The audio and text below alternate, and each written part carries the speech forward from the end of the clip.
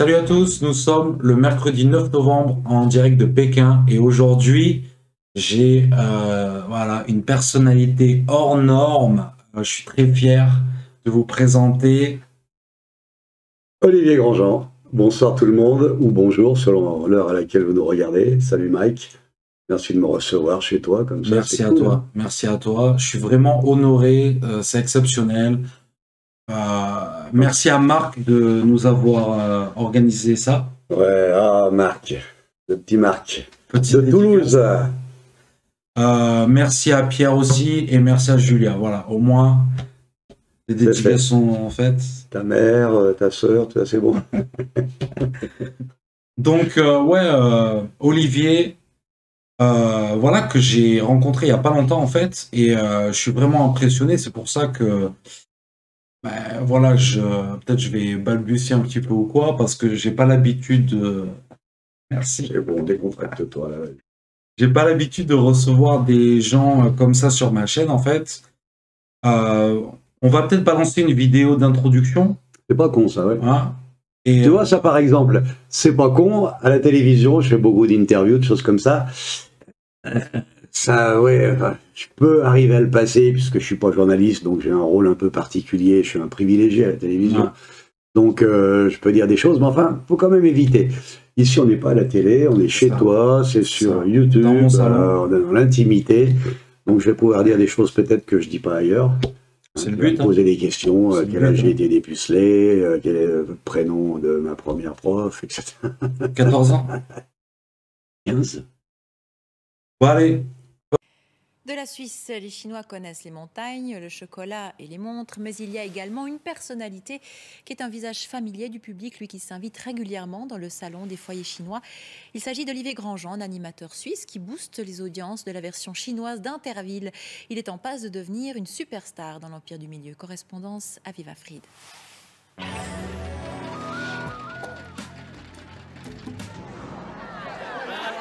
Un accueil digne des plus grandes rockstars.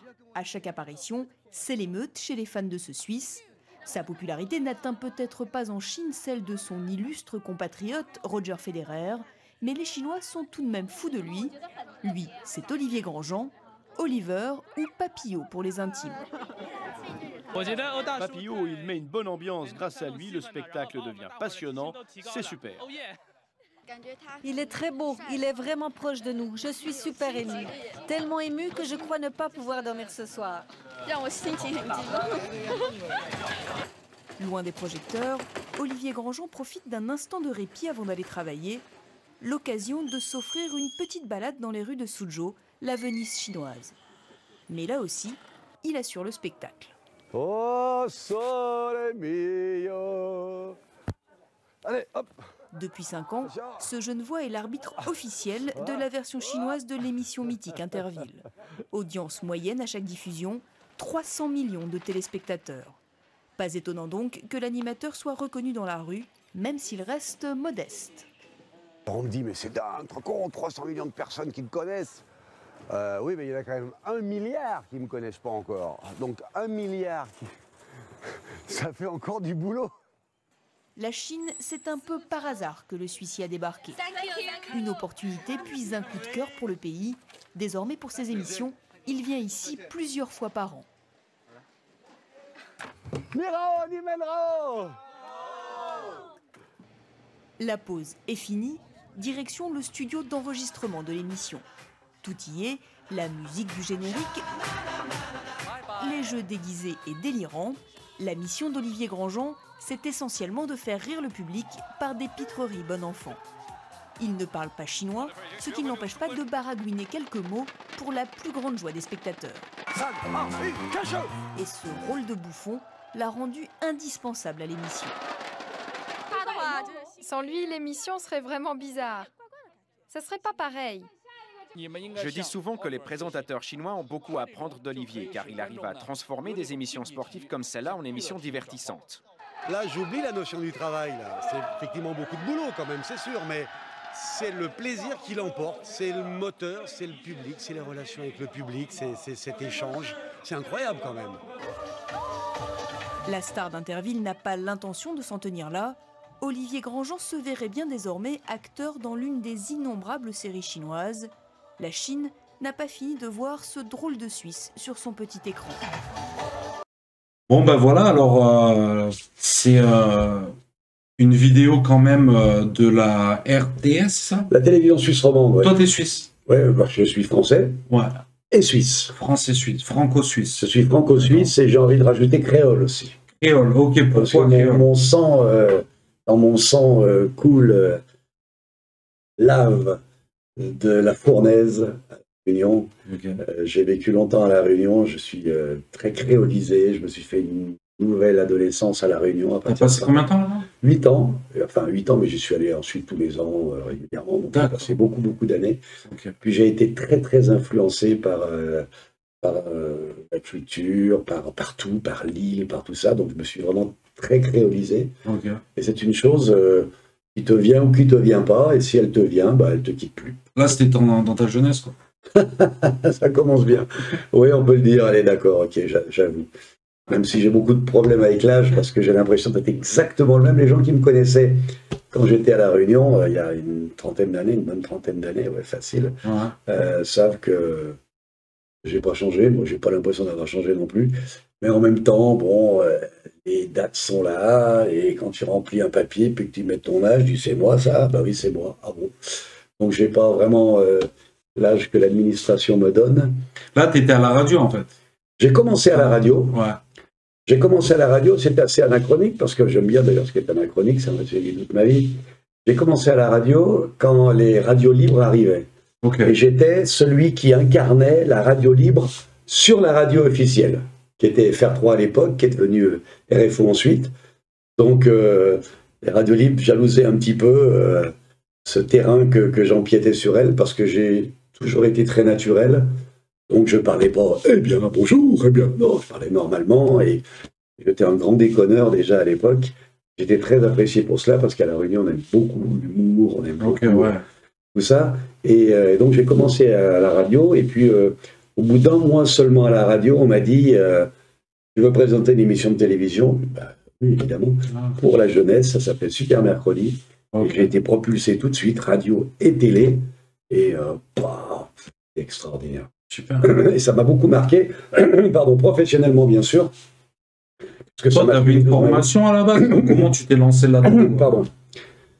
Formation, non, j'avais une formation de tchatcheur, une formation déjà de grand voyageur, puisque j'avais déjà pas mal voyagé. Il y a qu'une vingtaine d'années, j'avais déjà commencé à bourlinguer. Et puis, je connaissais des gens Europe 1. Okay. Des animateurs d'Europe 1 avec qui j'avais passé des soirées à la radio, etc. Donc j'avais bien vu ce milieu-là et j'avais trouvé ça très facile, quoi. J'étais pas complètement omnubilé, j'étais pas émerveillé, je trouvais ça bien, facile. Alors ça peut paraître un peu prétentieux, mais j'ai toujours trouvé ça très facile, du moment que tu t'exprimes bien. La télévision, c'est quelque chose qui doit être naturel, ou alors sinon tu te forces. Et puis, voilà. Moi, quand je vois tes vidéos, je trouve que c'est vraiment naturel, quoi, tu vois. Ah, c'est ma marque de fabrique. Ouais, donc du coup, c'est le top. Hein. Je me suis battu pour ça. Ouais. J'ai jamais voulu être journaliste, par exemple, c'est pas un hasard. Ouais. On me disait, tu sais, tu dois, pendant 2 ans, tu vas faire ta formation de journaliste. J'avais le boulevard, j'avais travaillé dans une entreprise où il y avait derrière un organisme de presse, à la radio par exemple, en Suisse en l'occurrence, où je suis allé après la Réunion. Okay. Et on me disait, fais journaliste, tu verras, c'est super tout ça. Et j'ai jamais voulu parce que je m'estimais être un artiste et j'avais pas envie de passer de l'autre côté. Là, je mets une couverture, le temps, tu peux continuer à parler. Ça, c'est un magazine. C'est en Suisse. En Suisse, qui m'avait fait l'honneur de ce grand article superbe, avec plein de photos de famille, etc.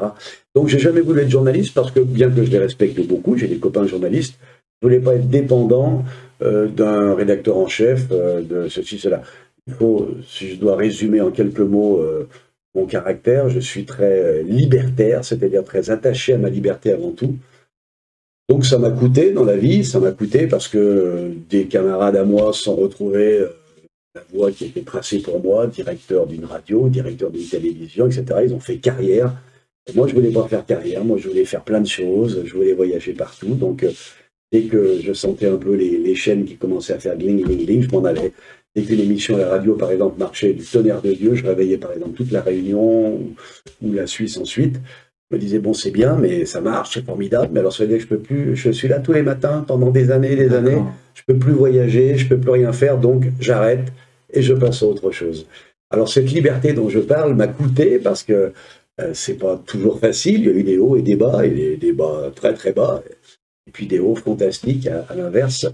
Donc, je regrette pas du tout ce chemin-là, bien qu'il fût un peu tortueux, chaotique et tortueux plutôt, ou chaotique et tortuique. Mais la liberté a un prix, toujours.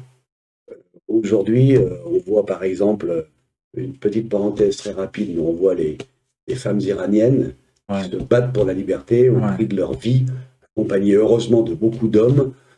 Ça, c'est des choses qui m'ont toujours fortement influencé, très moindre bien sûr, mais je veux dire par là que la liberté est un concept absolument merveilleux, et si on l'a vraiment en soi, on doit en payer le prix. Le prix d'une carrière par exemple, ou le prix de rencontres qui se font pas. Par contre, si on voit les choses du bon côté, ça permet effectivement de rencontrer, de vivre des choses que beaucoup de mes copains n'ont pas pu vivre, en me disant quand même du bol, parce que tu as pu faire ça.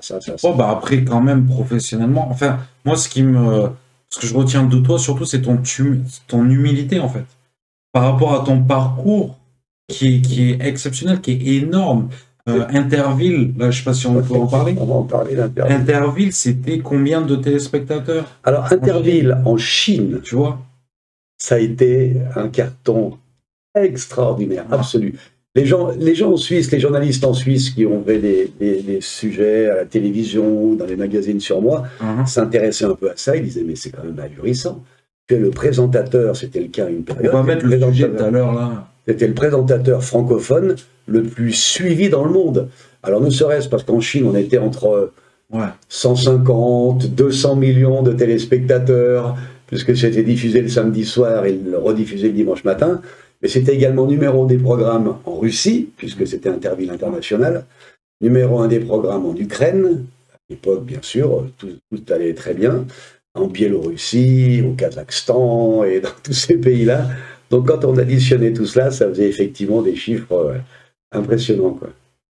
Mais bon, je sais très bien une chose depuis toujours, parce que, comme je le disais tout à l'heure, la liberté a fait que j'ai eu des hauts et des bas, donc j'ai su que la télévision, c'est formidable, mais en fait, on s'oublie très vite. Ça a commencé en Chine avec Interville. Voilà, juste pour dire ça, la télévision, ça t'oblige à une certaine humilité. Ceux qui ne la vivent pas, bon, bah, foi, c'est chacun son choix, mais quand tu sais que tu peux être complètement adulé en haut de l'affiche, invité partout, etc., et puis qu'au bout de quelques mois ou années, parce que tu n'apparais plus, là, tu ne vaux plus rien. Et puis tu recommences, moi je toujours recommencer à zéro, et là, ça t'apprend une certaine humilité, et puis ça t'apprend aussi la valeur de ça, qui est une valeur un peu, comme je disais souvent, c'est du sable entre les doigts, la popularité à la télévision, ça tombe comme ça, puis ça revient, c'est très éphémère. Mon ami, mon frère, Claude Nougaro, il me disait, Olivier, tu sais, et il m'en a dit des choses. J'ai eu la chance de connaître de très près Claude. J'étais à cette période-là, j'étais son ami intime, j'étais son confident, voilà. J'étais son jeune confident. Et on est parti dans des bringues incroyables, et on s'est vu dans plein d'endroits différents. Et on a eu des conversations épiques, des nuits entières. Il m'a beaucoup influencé. Et je suis très ami toujours avec sa veuve, Hélène, qu'il a rencontré à La Réunion avec moi. Super, ok, d'accord. Excusez-moi les amis de changer un peu de sujet comme ça, parce que franchement Olivier, sa vie, c'est... Moi j'essaye, si tu veux, avec cette vidéo, c'est vraiment pas facile, que les gens comprennent ta vie, tu vois, donc c'est pas facile, quoi. Moi non plus, c'est pas facile. Donc c'est pour ça, là, je parle de Nougaro, on va parler d'Alain Delon, on va parler de Serge Gainsbourg, et c'est ça, l'humilité vraiment d'Olivier, c'est extraordinaire. Donc là, on était sur Interville, et je te disais, c'est comme ça que tu as commencé en Chine. Alors, c'est une histoire folle. Et c'était quand, en fait, que tu es arrivé en Chine? C'est une histoire folle qui est un exemple même de ce que la vie peut vous apporter. Il faut toujours y croire.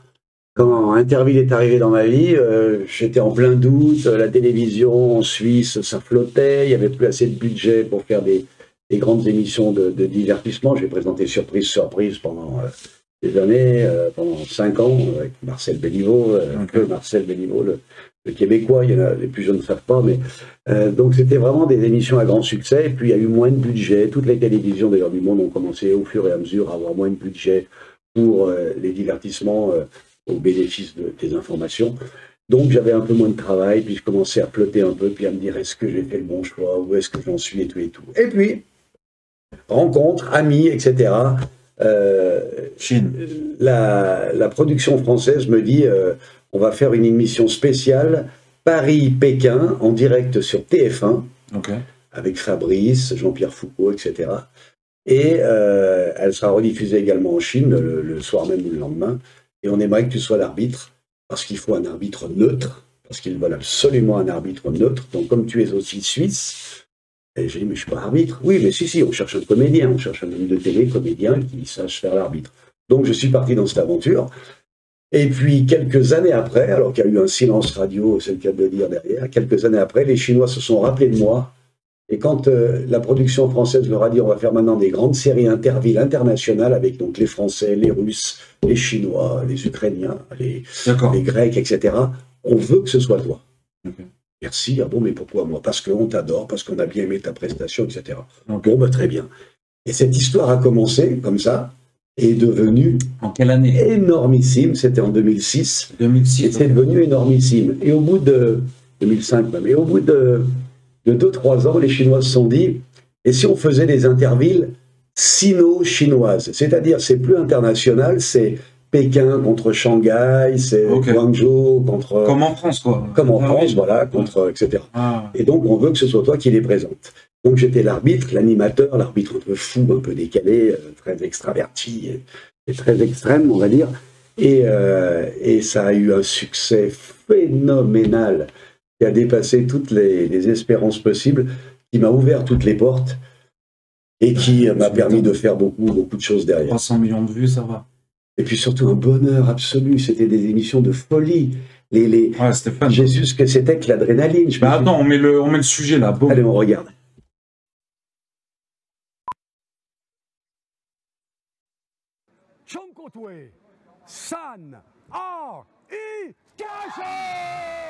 Il a trouvé son public.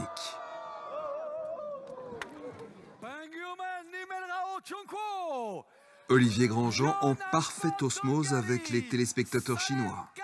Ce jeune voix ne connaît que quelques mots de leur langue, apprend tout par cœur, mais manifestement, ses pitreries leur parlent et l'ancien de la TSR est devenu une célébrité ici. Non, non, non, non, non, non.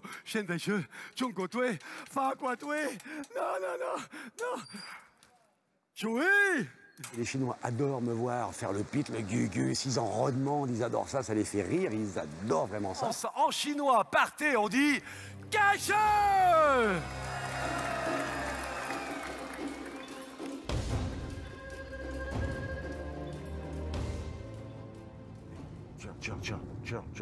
Olivier Grandjean connaît bien l'endroit. Cela fait déjà plusieurs années qu'il vient ici à Haïkou. On arrive au studio, ce sont des grands studios de cinéma qui servent aussi pour des émissions de télévision. C'est tout nouveau, c'est tout neuf. C'est un grand projet chinois à Haïkou pour recevoir des grandes... Ici, pour recevoir des grandes productions internationales, avant tout de cinéma, bien sûr. Merci. Aujourd'hui, c'est pour enregistrer une nouvelle édition d'Interville. Bonjour tout le monde. Salut, salut. CCTV, la télévision d'État chinoise, a importé chez elle tout le concept de l'émission de Guy Lux, vachette comprise. Salam, Kazakhstan. Ça va? Et c'est comme ça que les Chinois ont découvert Olivier Grandjean. Salut les filles. Bonjour, bonjour. Je vais peut-être mettre le nouveau aujourd'hui. Hein, Carmen? Je vais taper le nouveau, parce qu'il a beaucoup rétréci déjà. Et puis, j'essaye le pantacourt ou le pantalon long, on verra. OK? À tout à l'heure, les filles, merci. Dans les studios, les équipes sont françaises et chinoises. Mais l'audience, elle, sera avant tout chinoise et surtout massive.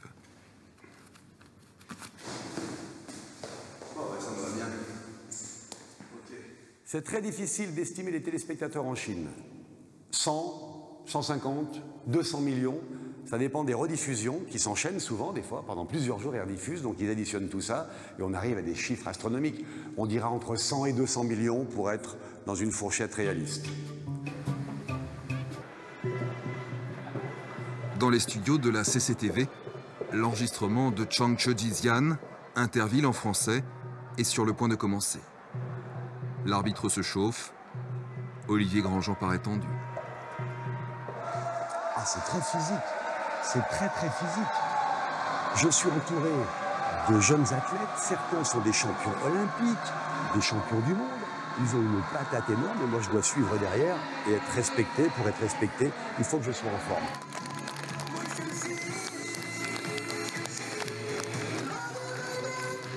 Lorsqu'il entre en scène, le public chinois est chaud et réagit à chacune de ses mimiques. Tous applaudissent un style très exotique.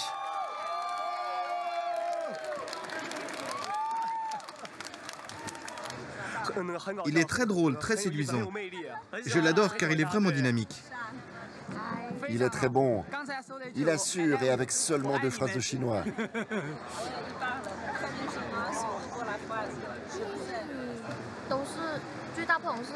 Olivier utilise beaucoup son corps, avec des gestes très exagérés, et c'est vraiment très drôle.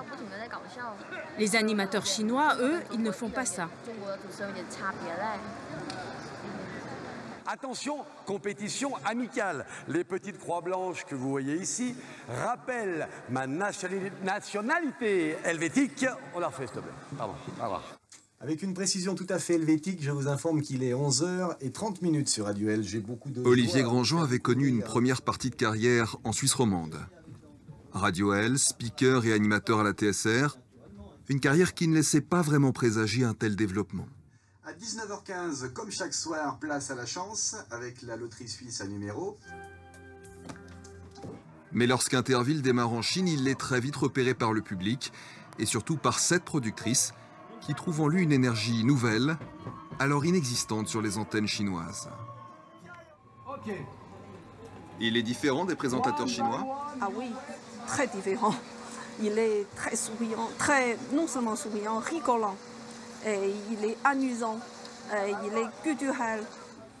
Elle va le garder pour toutes les éditions d'Interville, même pour les 100% chinoises.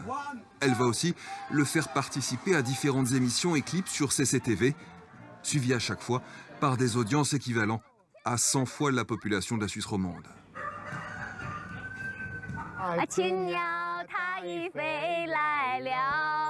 Le canal francophone de CCTV lui consacre alors un portrait qui montre assez bien le contraste de 2 styles télévisuels. L'animateur suisse qui fait office d'arbitre, Olivier Grandjean, est donc devenu une star parmi les téléspectateurs chinois.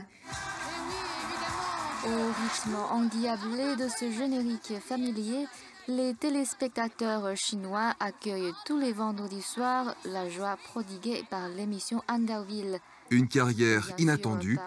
Avec le recul, sa productrice estime même qu'il a changé l'image de la Suisse en Chine. On pense que les gens de Suisse peut-être froides, peut-être très chic, très fiers. Mais par Olivier Grandjean, on aime les peuples suisses aussi. On pense que les gens suisses sont aussi très ouverts et rigolants, avec beaucoup d'humour. C'est vraiment magnifique. Et on est très proches, les 2 peuples. Je crois que ce n'est pas exagéré, c'est vrai par une personne.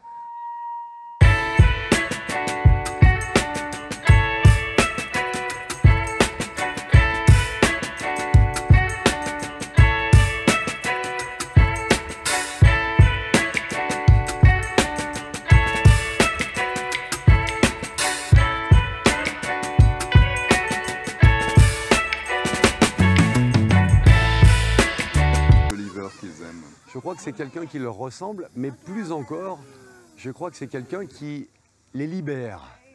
C'est-à-dire, tout à l'heure, on était avec quelqu'un qui m'a dit « Oh, mais je suis un peu timide ». Et ils aiment quelque part mon excentricité affichée, affirmée, leur plaît, les rassure, les fait s'ouvrir encore plus.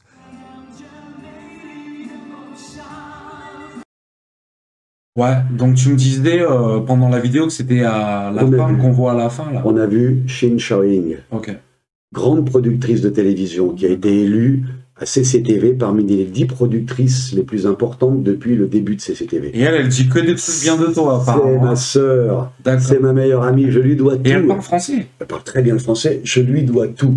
Si elle regarde l'émission sur YouTube, je lui fais déjà un gros bisou. Comment ça se fait qu'elle parle français? Parce qu'elle a fait ses études en France, enfin, elle a étudié le français en Chine, et elle est partie en France faire ses études, elle est très francophile.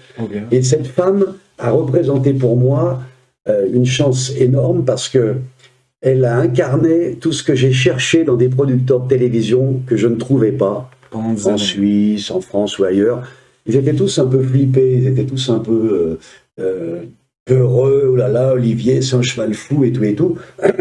Qu'est-ce qu'on va en faire et tout et tout. Moi j'ai toujours dit qu'un bon entraîneur, c'est celui qui prend un cantonat par exemple, ou un cheval un peu fou pour en faire un cheval de course, et non pas un âne, on ne peut pas en faire un cheval de course. Bref, j'ai jamais rencontré...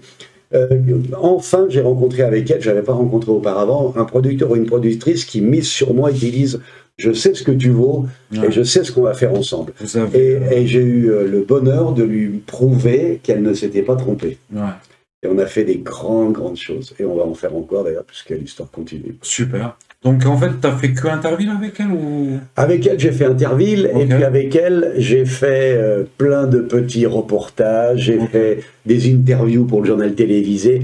Je lui ai dit un jour, tu sais, c'est simple, Charline, quand tu as une possibilité pour moi, tu me demandes pas, c'est d'abord oui, puis après tu m'expliqueras ce que c'est. Donc je me suis retrouvé à faire une inauguration de bateau dragon pour le journal télévisé, à faire CCTV, hein, à faire des trucs énormes, des présentations de ceci, intervenir dans diverses émissions. Le Tour de Chine, c'était avec elle?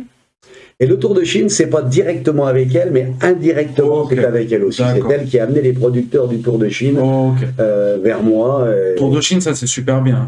Ah, c'est sympa. T'as fait le générique d'ailleurs? Oui, on m'a demandé, ça c'était une star chinoise, c'est vrai que c'est un peu au dernier moment des fois. J'étais en vacances à La Réunion pour les fêtes de fin d'année. Et le 29 ou le 30 décembre, on me dit Olivier, il nous faut vite un générique pour l'émission, tu peux nous faire ça, on en a besoin le 1er janvier. Le 2 janvier, le lundi. Et le dimanche en question, je suis chez un ami, j'ai dit on s'y met, et on s'y est mis, on a trouvé une chanson, des paroles. Ça reste dans la tête. J'ai chanté, j'ai envoyé ça, et ils ont dit bingo. Bon allez, allez le suspense, ça s'est duré là. Allez, on se le met. Honorable étranger, tu es mon invité en Chine. Grâce à mes amis chinois, ici partout je me sens chez moi en Chine. Chaque année, le Festival international de glace à Harbin, au nord-est de la Chine, est un véritable enchantement pour les yeux, toutes générations confondues. On touche là au magique, au gigantesque, au sublime, au féerique. Ici, les formes et les couleurs sont les seuls maîtres de nos émotions. Ce festival est avant tout une vitrine de ce qui se fait de mieux en matière de sculpture sur glace. Des milliers d'ouvriers participent à la réalisation, au montage de ces œuvres signées par les plus grands maîtres sculpteurs actuels. En parallèle de tout cela, il y a un concours qui réunit 32 équipes en compétition, des équipes venues du monde entier.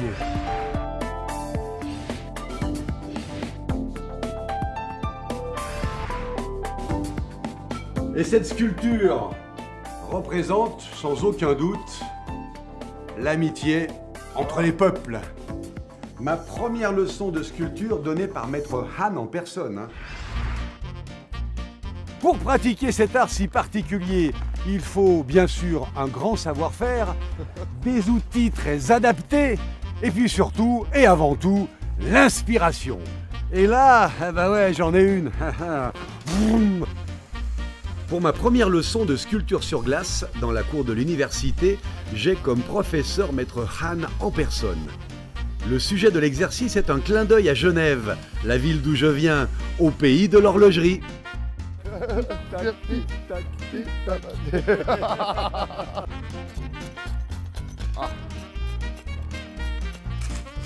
Alors on va assembler les deux pièces. Comment faire pour justement joindre deux plaques de glace? Regardez bien, on chauffe avec un fer à repasser une plaque d'aluminium.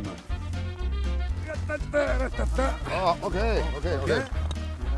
Alors, je la pose dessus. Ok.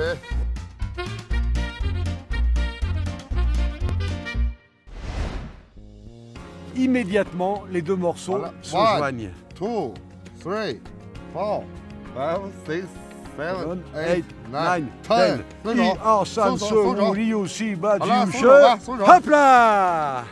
OK。这是我们的合作的作品 OK OK. Oh. Il a la moustache qui est gelée. Regardez. 胡子上都是霜。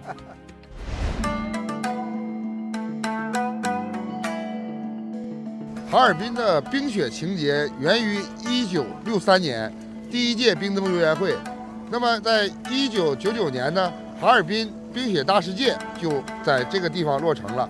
然后呢，这个主塔高现在一共30米，由18根冰棱柱组成，寓意着哈尔滨18届冰雪大世界。同时，它的基座是由6个瓣的雪花形土底关系生成的，所以这个塔是整个园区最高的一个冰建筑。 Alors il faut savoir qu'il y a une surenchère permanente annuelle de hauteur de tour.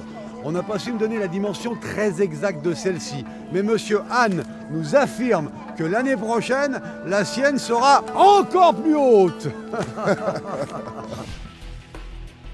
Oliver, 这个冰雕艺术作品正面看是圆雕，还有一种叫浮雕，然后还有一种透雕，3种形式。 冰雕艺术家要耐得住严寒，那么人生也是这样的，人生在低谷的时候也要耐得住严寒。Et oui, vous voyez, alors ici, on se promène, on rencontre des gens et on est même interviewé. Je déteste le froid, mais j'adore cette région. C'était formidable, n'est-ce pas, cette visite du Festival international de glace d'Harbin qui vous attend chaque année d'ailleurs. On se retrouve bientôt au cœur d'Harbin cette fois-ci pour aller visiter un endroit mythique, l'hôtel moderne qui n'a de vraiment moderne d'ailleurs que son nom puisque sa richesse est historique. Il est en effet pratiquement inchangé depuis près d'un siècle. Ça va être formidable, extraordinairement culturel et intéressant et c'est pour la prochaine fois. Ah, c'est super, hein. Que des bons moments. Ah, franchement super. Le générique, donc, ben, tu vois, on le garde dans la tête. Avec mon ami créole, il faut qu'on chinoise tout ça, donc ding ding ding ding ding ding ding ding, trouve-moi des trucs comme ça, ding ding ding ding. On a travaillé 2 ou 3 heures, comme chez toi, dans un tout petit studio improvisé comme ça. C'était un vrai bonheur, quoi. Ouais. Marco Payette à La Réunion. Ok, Payette, comme le joueur de foot. Oui, bah exactement. Payette. Bien sûr, okay. Comme Manu Payette, qui s'appelait Manu Payet, parce qu'au début, il disait « Oh, Payette, Payette ». Et c'est Payette, on prononce Payette à La Réunion. Ok. Payette, c'est les Martins, c'est les okay. C'est les Martins locaux. Ok. Quel souvenir merveilleux. Alors, le Tour de Chine d'Oliver m'a permis... Le Tour de Chine, c'est vraiment super. Et d'ailleurs, j'en profite pour faire de la pub pour ta page YouTube, que je vais partager, je vais mettre le lien en description, la page Wikipédia aussi, pour ceux qui ça intéresse. Tu as un livre qui va sortir plus tard, on va en parler aussi. Bon, le Tour de Chine. Parce que les vidéos du Tour de Chine sont sur ta page YouTube. Oui, sur YouTube. Elles ne sont pas sur mon site internet, elles sont sur ma page YouTube. Donc je vais partager. Alors, j'ai un site internet aussi que je n'ai pas réalimenté depuis pas mal de temps parce que je le renvoie automatiquement sur YouTube puisque tout bascule sur YouTube maintenant. Le Tour de Chine, je dois te dire une chose, c'est que on a fait 52 épisodes et apparemment on en aurait fait plus. J'aurais oublié une première série. C'était 5 minutes, quoi. Le format, 5 minutes. TV5 Monde. 300 millions de téléspectateurs potentiels, un gros succès. Le directeur de TV5 Monde m'a félicité, il en veut encore, il a adoré, etc. C'est bien foutu, hein, c'est bien foutu. Il y a une ambiance particulière. Là, celle d'Harbin, c'est vraiment... on s'y croirait, quoi. Ah oui, j'adore Harbin, en plus. Cette ville russophone, enfin, on voit les bâtiments qui datent de cette époque. Ouais. C'est vraiment, il y a un charme particulier. Moi, j'aime pas le Nord d'habitude. Et ben là, j'adore être à Harbin. Les femmes sont très élégantes malgré le grand froid. Tu dis comment on peut être aussi élégant avec des gros manteaux et elles arrivent quand même. Il y a un truc particulier. Okay. Ce que je veux juste te dire, c'est que j'ai connu la Chine avant de connaître Pékin. C'est-à-dire que je suis allé dans des dizaines d'endroits en Chine, des villes, des villages, des montagnes, des forêts, des îles au trésor, pour paraphraser Johnny. Donc je suis allé dans des endroits vraiment très très très différents, et je revenais à Pékin juste 2-3 jours avant et 2-3 jours après pour me reposer. Je savais pas vraiment où j'étais, dans quel hôtel, à quel où il se situait. Puis ensuite je suis devenu pékinois. Maintenant je suis un vrai Beijiner. Donc maintenant je reconstitue le puzzle en disant oh, tiens j'étais là, j'étais là. Mais je connais plus la Chine profonde que Pékin à l'origine. Et ça, c'est une grande chose. Parce que comme on dit, Paris n'est pas la France, Pékin n'est pas la Chine, et Ouarzazate. Moi, je suis de Montpellier, je connais rien de Paris. Ah oui. Je connais pas du tout Paris. C'est beau. C'est magnifique, mais quand j'y suis, je suis en touriste, quoi. Mais c'est tu as le meilleur, faut pas le vivre. Vivre à Paris, moi, j'ai jamais eu envie. J'ai vécu quelques mois, mais faut pas vivre à Paris. Mais c'est vrai que c'est magnifique, quoi. Paris, c'est exceptionnel. Mais tu lèves les yeux partout, tu dis, mais qu'est-ce que c'est beau, c'est une ville extraordinaire, Paris. Moi, je suis complètement fou de Paris, mais j'ai pas envie d'y vivre. Parce que tu prends le meilleur quand tu es un touriste. C'est ça, et c'est ça. Exactement. Toi, c'est ce que tu as fait en Chine, du coup, quand tu es allé à droite à gauche, celle des tigres de Sibérie, là, c'est énorme. Je la mets là. Ah, tu peux. Honorable étranger, tu es mon invité en Chine. Grâce à mes amis chinois, ici partout, je me sens chez moi en Chine.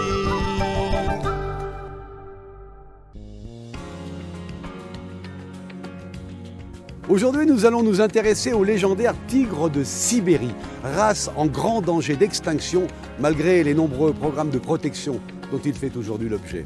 On estime qu'il ne reste que 4 à 500 tigres de Sibérie vivant à l'état sauvage dans de vastes forêts de conifères, plus environ 400 vivant eux en captivité, dont une centaine ici même dans cette réserve située près de Shenyang, dans le nord-est de la Chine. Avec le panda, bien sûr, le tigre de Sibérie est devenu aujourd'hui l'un des chouchous des enfants chinois et l'un des emblèmes très forts de la Chine. Il existe de nombreux proverbes, légendes et représentations artistiques des tigres de Sibérie car ils font aujourd'hui partie intégrante de la culture chinoise. Eh bien, ces tigres ont beaucoup de chances d'être choyés, chouchoutés par une équipe de spécialistes. On va voir les tigres ? Allez. Protection sanitaire obligatoire avant de vous présenter un bébé tigre né il y a seulement 28 jours. Attends, tiens. Comme tous les mammifères, le meilleur moment pour un bébé, c'est la tétée. On va faire son rototo. Chaque année dans cette réserve, une trentaine de bébés tigres naissent comme celui-ci et on leur donne un numéro.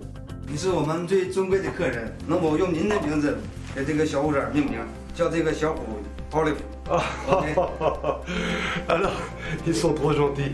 Celui-ci aura exceptionnellement un prénom et le responsable de la réserve a décidé de l'appeler Oliver. Bonne chance dans la vie, bébé. Bébé Oliver.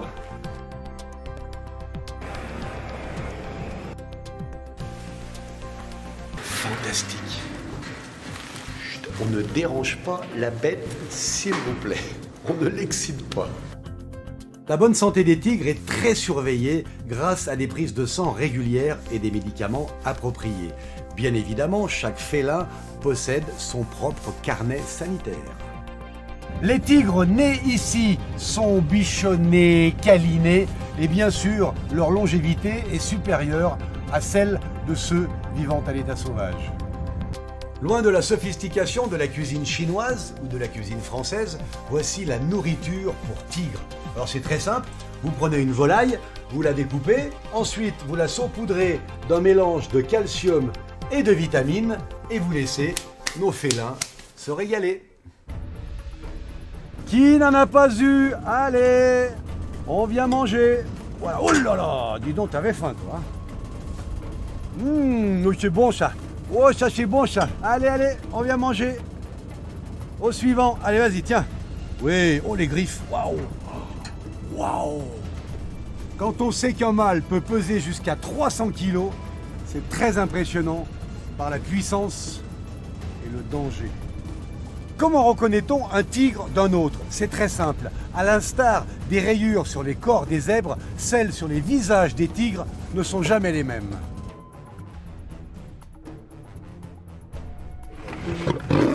Cette race de tigre de Sibérie a un pelage beaucoup plus épais que tous ses congénères tigres dans le monde. Et heureusement pour eux, parce qu'il fait très froid ici.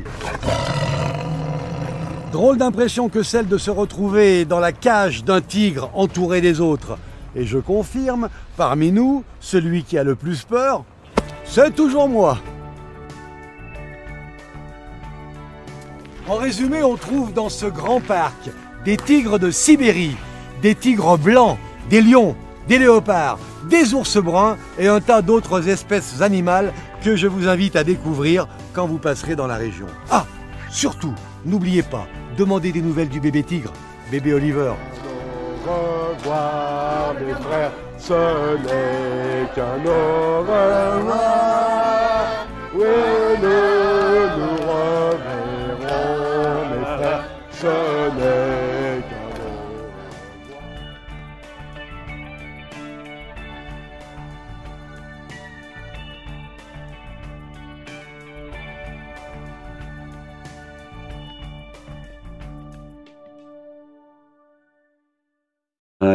Incroyable, hein. Les jolis petits chats. Les gros chats. Ouais, les gros chats, ouais.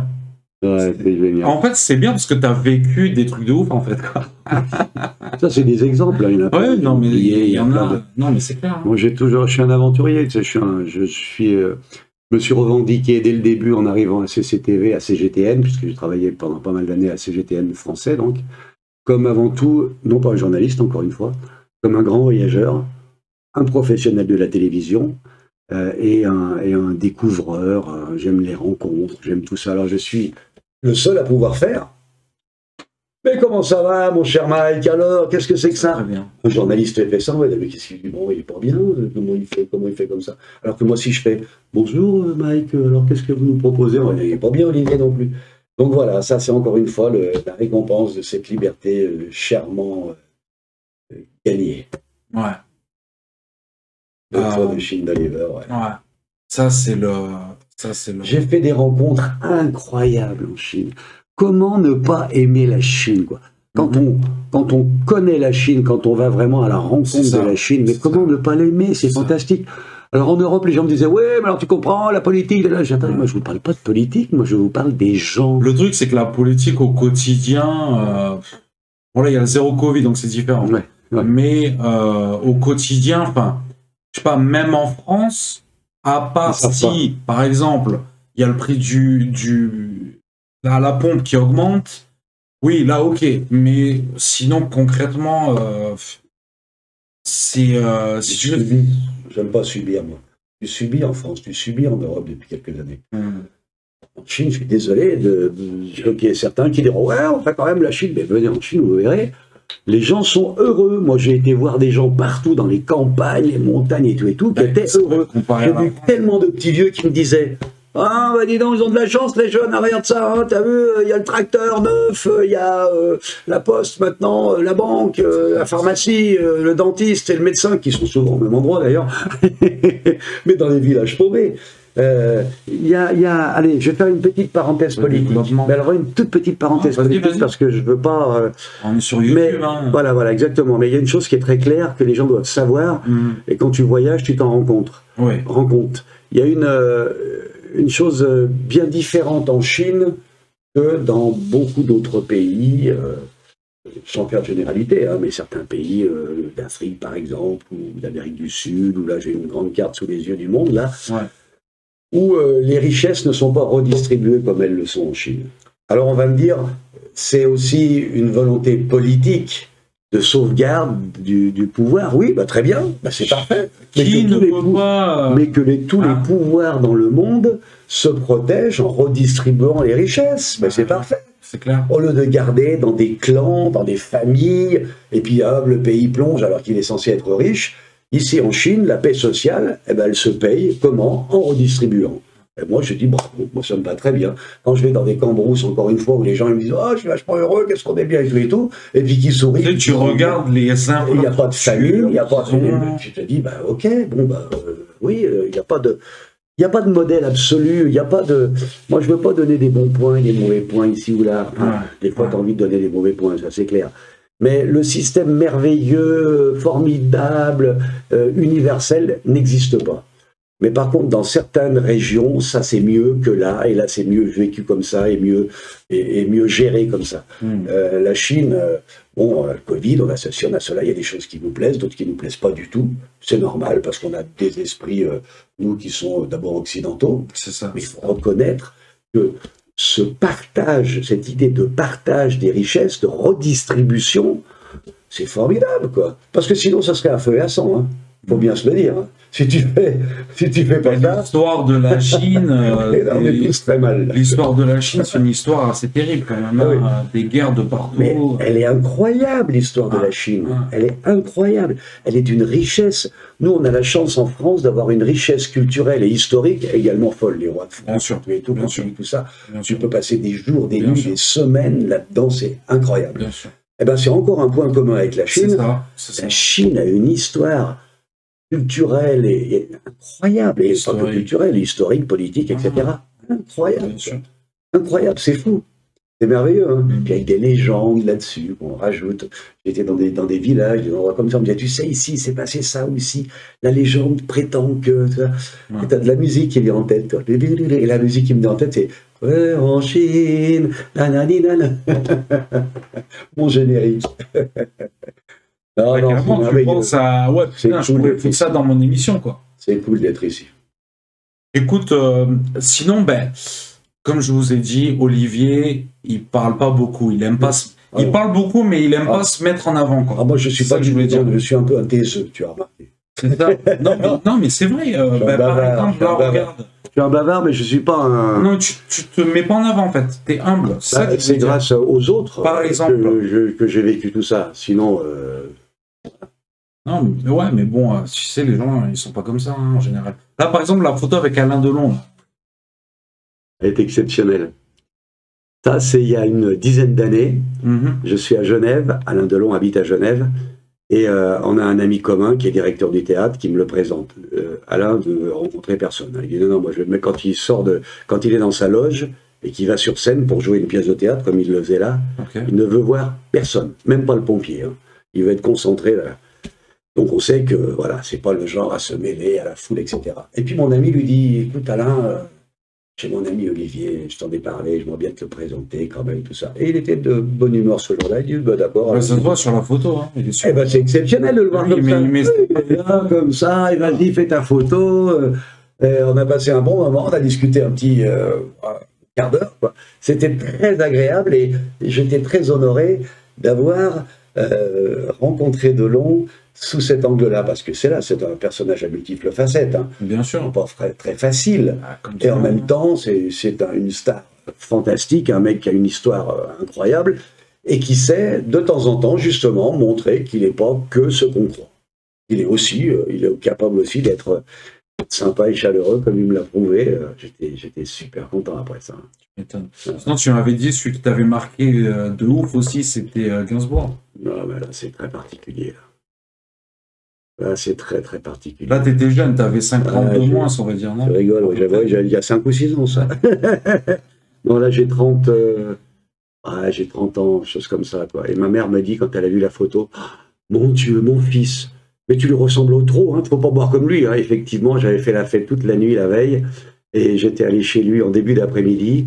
J'étais tout seul, lui et moi, pendant prévu 1 heure comme ça, et on est resté 3 heures ensemble, et j'ai appelé un copain à moi pour venir faire une photo. Il m'a dit, ok, vas-y petit gars, appelle-le, faire une Donc il veut une photo, donc il y a un copain à moi qui s'est... Mais comment ça s'est organisé cette rencontre? Faire la photo, bah, j'étais à La Réunion, je présentais une émission... Ah, c'était à La Réunion? Non, non, j'étais à La Réunion, je présentais une émission qui s'appelait Bonjour Olivier, bonjour La Réunion, à la radio, qui était un carton absolu, et où j'avais des téléphones directs à l'époque, il n'y a pas des portables, de toutes les stars possibles et imaginables, qu'un ami rédacteur en chef d'un grand magazine People de l'époque, dont je ne citerai pas le nom, m'avait refilé en disant, attention, hein, je te donne les numéros des gens chez eux, mais tu dis jamais que c'est moi. Je dis, bah, évidemment, non. J'appelais les gens, bonjour, à La Réunion, est-ce qu'on pourrait... C'était François Hollande, voilà. Et ils acceptaient tous de me répondre. Et un jour, il me dit, bah, petit gars, quand tu viens à Paris, viens me voir. Et là, je l'appelle, je dis, on pourrait faire une petite interview avec mon petit Nagra, tout ça. Ouais, viens, là, c'est toi qui l'as appelé, quoi? Je l'ai appelé. Et donc, je me suis pointé chez lui. On est resté beaucoup plus longtemps que prévu. À un moment, il me dit, bon, arrête ton bazar, c'est bon, arrête ton truc. Puis il continuait, on me parlait, tout ça. Et Gainsbourg me disait des trucs, il essayait. Il me disait des conneries, puis il essayait que j'avais pas encore entendu, hein, que j'ai entendu après dans les médias. Donc il essayait quelque chose qui me fait. Je suis comme Mickey Mouse.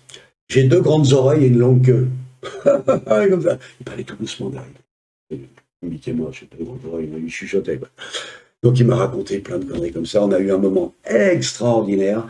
Et quand je suis sorti de chez lui, en fin d'après-midi, j'ai raconté ça à Nougaro qui me disait alors, parce que Nougaro avait une grande... Ils n'étaient pas copains, hein, mais il avait une grande affection, un grand respect pour lui.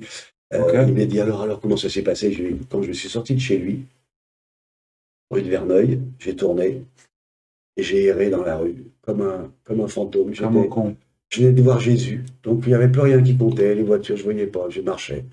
J'étais illuminé par la gentillesse extrême de ce type dans ses yeux. Et puis c'est un génie, c'était vraiment un génie, Gainsbourg. Donc j'ai été bouleversé par l'homme, par sa gentillesse, son humour, et puis le fait qu'il m'a un peu adoubé, quoi, tu vois ce que je veux dire, qu'il aurait pu dire bon, bah, merci, au revoir, salut, hein. Je passe un peu, petit gars, allez, vas-y, alors raconte-moi tes trucs. Il aurait pu taper, quoi. Le courant était passé et j'étais complètement nimbé de sa lumière. C'est génial, super. Gainsbourg, vraiment. Et un type, encore une fois, n'importe qui pourrait dire les pires choses sur lui, mais il avait les yeux, la voix et les yeux qui débordaient de gentillesse, et beaucoup plus que ça, encore de profondeur, c'était vraiment un type extraordinaire, Gainsbourg.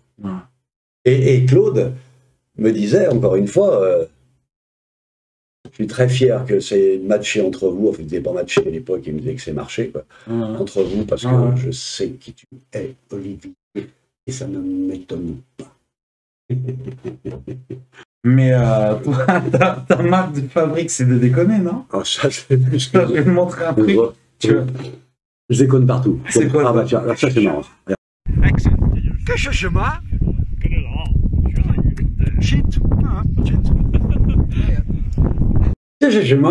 Qu'est-ce que c'est que ça? Ah ouais, c'est de la merde. Ah ouais. Ça, c'est une petite bricole que j'ai donné mon téléphone à un copain. Ou non, celui qui l'avait filmé, je ne lui ai même pas donné mon téléphone. C'est sur un tournage dans une montagne en Chine, avec l'équipe. On a fini de tourner, puis pour les faire marrer, j'ai dit tiens, vas-y, filme. Et puis je fais ça, je vais marre, tiens, c'est de la merde, tout ça. Ah, ils sont tous morts de rire, tout ça. Parce que culturellement, les Chinois, ils adorent rire. Ils sont des grands enfants. Ouais, mais ils sont pas habitués à. Alors non. Tu fais ça en France, tout le monde s'en fout, quoi. Aussi. Mais les Chinois, ils rient parce que c'est des grands enfants d'abord, on a ce point commun aussi. Et puis, on arrive beaucoup, exactement, les Chinois ont cette grande faculté, c'est que si tu es trop sérieux, c'est louche. Pourquoi il est sérieux tout le temps? Il ne peut pas rire un peu, il ne peut pas prendre un peu de recul sur les choses. Donc moi, j'ai beaucoup alterné toujours. Ils sont très sociables au final, en fait. Énormément. Tu vois, parce que ça, c'est une qualité sociale, quoi. Énormément. Moi, c'est à voir faire la part des choses, quoi, tu vois. Bien sûr, mais prendre du recul sur les choses. C'est ça. C'est vrai qu'en France, tu vois, là, je viens de percuter, parce que je fais les relations avec ce que je vis au taf aussi, tu vois. Et c'est vrai qu'en France, des fois, enfin, c'est différent, mais au taf, souvent en France, c'est taf, on est là pour travailler, sérieux. Et on ne fait pas panacher. Moi, l'humour est une vertu essentielle dans ma vie. Je me suis toujours marré, je me marrerai toujours. Mes parents, dans l'éducation à table. Alors, on était sérieux sur les choses sérieuses, mais on a toujours pratiqué l'humour, une certaine dérision des choses. C'est une force dans la vie. Et je le fais également au travail. Et quand je rencontre des gens les plus sérieux du monde, ce sont des ambassadeurs, j'ai pas mal de copains ambassadeurs, d'ailleurs, j'aime beaucoup la diplomatie, ou des hommes d'affaires, etc. Je me suis rendu compte qu'en Chine, ça fonctionne à mort. Tu parles d'un truc très très sérieux, et puis il y a une petite chose qui arrive qui peut être drôle, tu la remarques. Je fais un peu le bip là-dessus, ils se marrent tous, et ils disent tous après. C'est clair, c'est clair. Ça, c'est un mec bien, parce que voilà. Sinon, pète un coup, quoi. Non, mais il y a des fois les Français, mais attends, mais la relâche un peu. Français ou Suisse ou autre. Des fois, je dis, mais c'est affreux si on prend tout au tragique et si on est sérieux toute la journée et qu'on ne peut pas rire. Bon, il y a un vieux proverbe qui dit une journée sans rire est une journée foutue. Mais oui, bien sûr, quoi. La vie est courte, il faut en profiter. Il faut... Non, mais c'est clair, c'est clair. J'ai besoin de rire. Des fois, tu te laisses entraîner aussi, ça c'est vrai, par ton travail, tu sais, tu as les œillères. Et justement, ça permet de casser ça. Ça n'a rien à voir avec le sérieux. Tu peux être archi sérieux dans ce que tu fais, et de temps en temps, tu as une étincelle qui arrive, un truc qui te fait rire, qui te ramène à la vie normale, qui est faite en tant qu'humain, de rire, d'amour, de chaleur, de choses comme ça. Donc hop, un petit break et hop, on repart dans le très sérieux. Mais ne rester que dans le très sérieux, moi ça me fait peur. J'aime pas les gens qui sont comme ça. Il y a la vidéo de Bosch aussi qui est marrante, un petit peu Titanic là. Ouais, j'ai fait ça il y a 15 jours, 3 semaines. Moi je la mets. Hein. Allez, vas-y, fais péter.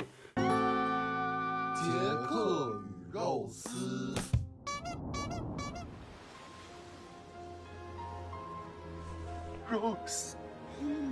我好好，要努力的活下去。你醒醒！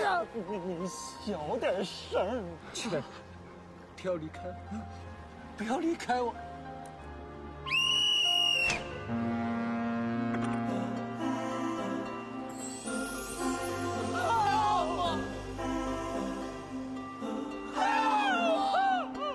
来人我事。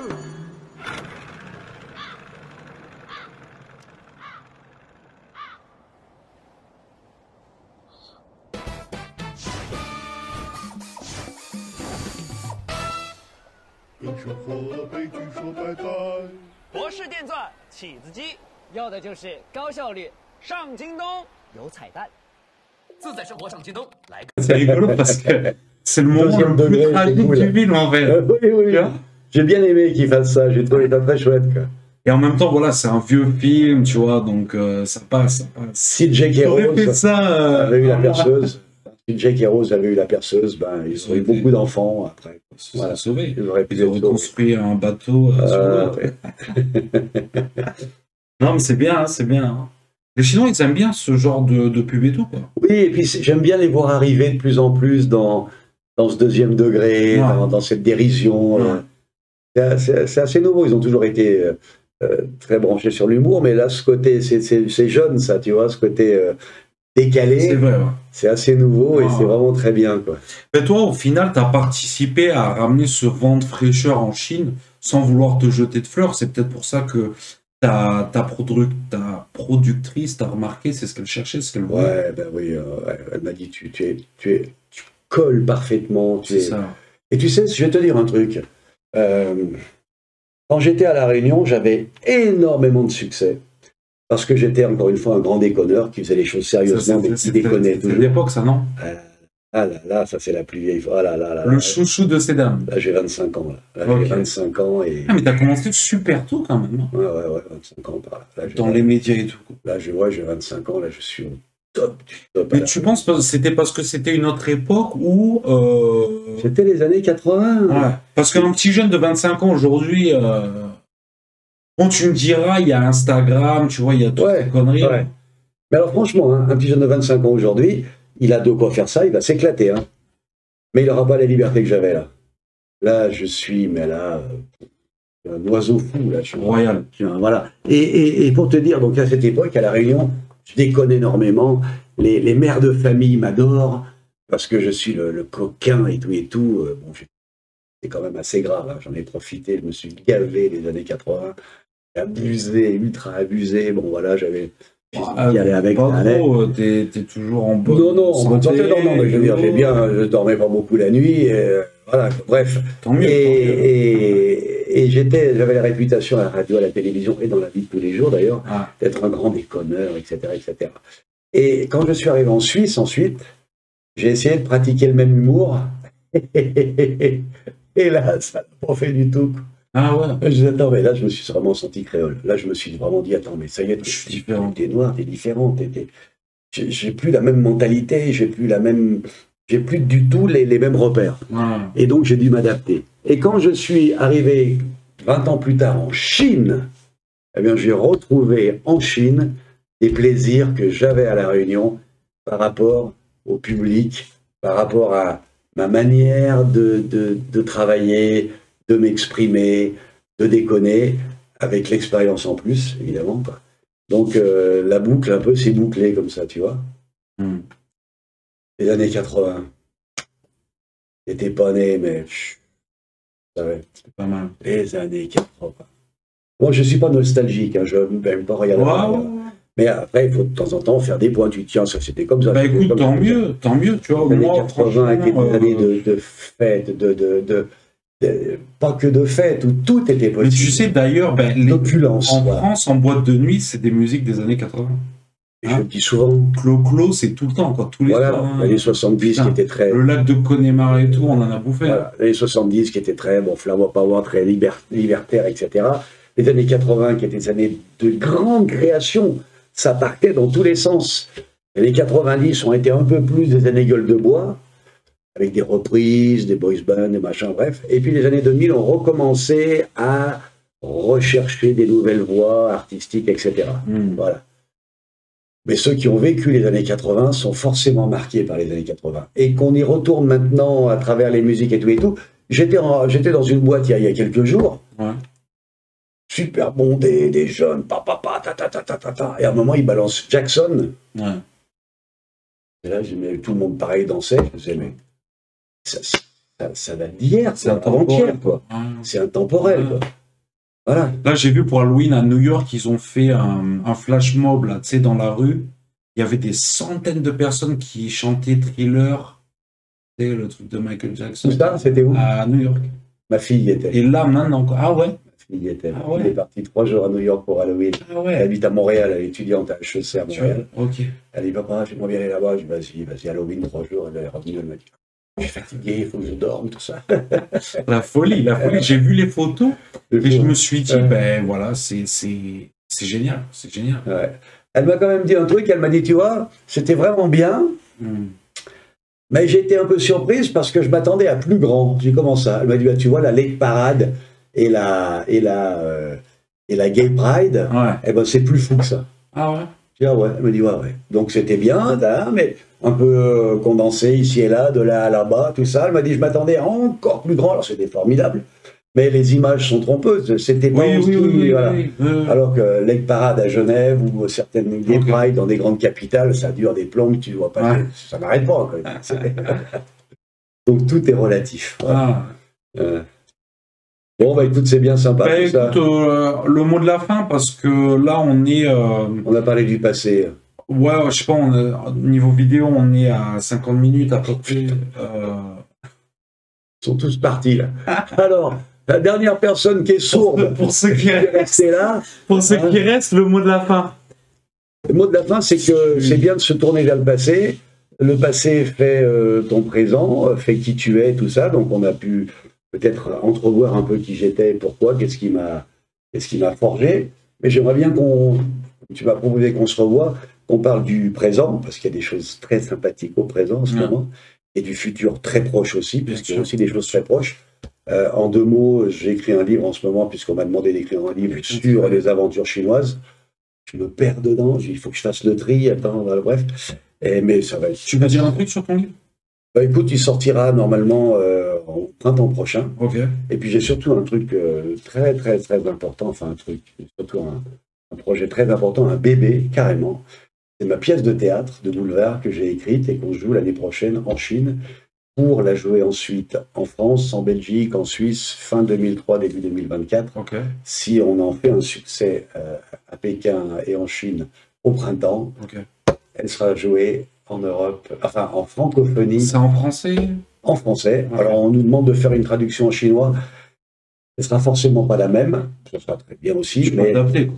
Ben ouais, mais il faudra adapter parce qu'en français c'est bourré d'argot, c'est bourré de quiproquos. Bah, tu sais, ça sera Shakespeare C'est un dans boulevard. toutes les langues. Oui, aussi, voilà. Molière, c'est dans toutes les langues. donc, Le printemps, ni l'un ni l'autre. Non, mais je veux dire, c'est du boulevard, donc il y a des effets comiques qui vont fonctionner parce que c'est des portes, des claques, etc. Mais j'utilise, moi, je suis très, on s'en rend compte, je suis un bavard et j'aime beaucoup ma langue. Donc, il y a beaucoup d'expressions, il y a beaucoup de clins d'œil, beaucoup de mots qui viennent en argot ou autres, qui vont être difficiles à traduire. Mais par contre, ceux qui aiment la langue française devraient normalement y trouver beaucoup de plaisir. Yes. Bon, pour finir, du coup, Olive, qu'est-ce que tu voulais nous dire? Que je suis super content d'avoir été avec toi. Écoute, c'est moi, franchement. Je n'ai pas vous passer le temps. Ah, ouais. Que YouTube, c'est vachement sympa parce qu'on a vraiment cette impression d'être à la maison. C'est la liberté, quoi. On est à la maison. Tu vois. Et puis qu'on sait qu'il y a des gens qui sont chez eux, peinards, sur leur canapé, en train de fumer, en train de boire un coup, en train de manger ou en train de faire autre chose. Et qui disent, ah, j'espère qu'ils vont dire, ah, sympa, tiens, ouais, j'y reviendrai. Non seulement ce mec m'a paru sympa, mais ce Mike là, je vais aller voir ses autres émissions parce que s'il reçoit tout le monde comme ça, il doit y avoir des moments sympas. Je confirme. Et le but, c'est de faire connaître, tu vois, la communauté française de Pékin. Bien sûr. Mets ton bandeau, là. Regardez-moi, tout ça, tatata. Voilà. Les gars, voilà, c'est quoi, merci. Pensez à vous abonner, super important. Écrire des commentaires, partager, mettez un like, etc. Voilà, parce que nous, on fait ça, on est tous bénévoles ici. Un mec comme Olivier, il est super pris. On n'est pas payé, on a notre boulot. Et c'est comme ça pour tout le monde, quoi. Donc, c'est ça aussi YouTube. Hein. C'est le partage. Grande valeur, le partage, quoi. Donnons-nous, aimons-nous, donnons-nous, transmettons, échangeons. Hein, ou prouvons chacun dans notre coin. C'est trop important. Surtout, en fait, tu vois, moi, j'aurais été en France, peut-être que j'aurais jamais fait ça, en fait. C'est quand je vois que les préconçus, les préjugés, les gens ne connaissent pas, en fait. Là, c'est quoi? J'ai un mec, d'ailleurs, que je vais saluer, comment il s'appelle? Majid, du Maroc. Il a découvert la chaîne grâce à sa maman. Donc, je lui fais un coucou, tu vois, énorme, je l'ai appelé. Tu vois, la francophonie, c'est génial. Il y a des gens qui te regardent au Maroc? Ouais. Je suis très attaché au Maroc. D'abord, je suis très ami intime, je suis ami familial, on va dire, avec l'ambassadeur du Maroc et son épouse et son fils qui en Chine, qui est atteint dans sa santé. Alors, mental, pas du tout, il assure comme une bête, c'est un mec d'une brillance, d'une intelligence fantastique, mais physiquement, il a eu un gros problème de santé qui nous a tous beaucoup peinés, mais il continue à assurer. Et je suis très attaché au Maroc, j'y ai vécu beaucoup dans les années 90, c'était mon deuxième domicile. Et je salue tous nos amis marocains qui nous regardent. Vraiment. J'avais un autre gars aussi là qui m'a contacté, je sais plus comment il s'appelle, de Paris cette fois-ci. En fait, voilà, des gens, parce que je mets mon contact WeChat si tu veux, ou mon email aussi. Et voilà, j'ai des gens de partout. Et bon, les amis, profitez-en, parce que quand la chaîne va péter, moi, je réponds plus après. La chaîne va péter, ah oui, d'accord.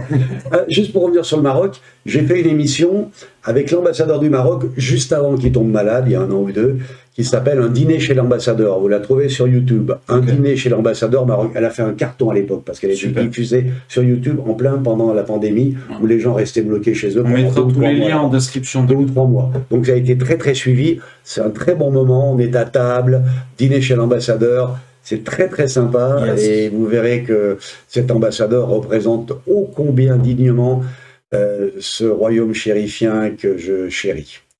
Magnifique. Magnifiquement dit. Bon, ben les amis, on vous dit ciao, à la prochaine. Merci. Bye bye, Tatienne. Ciao, ciao.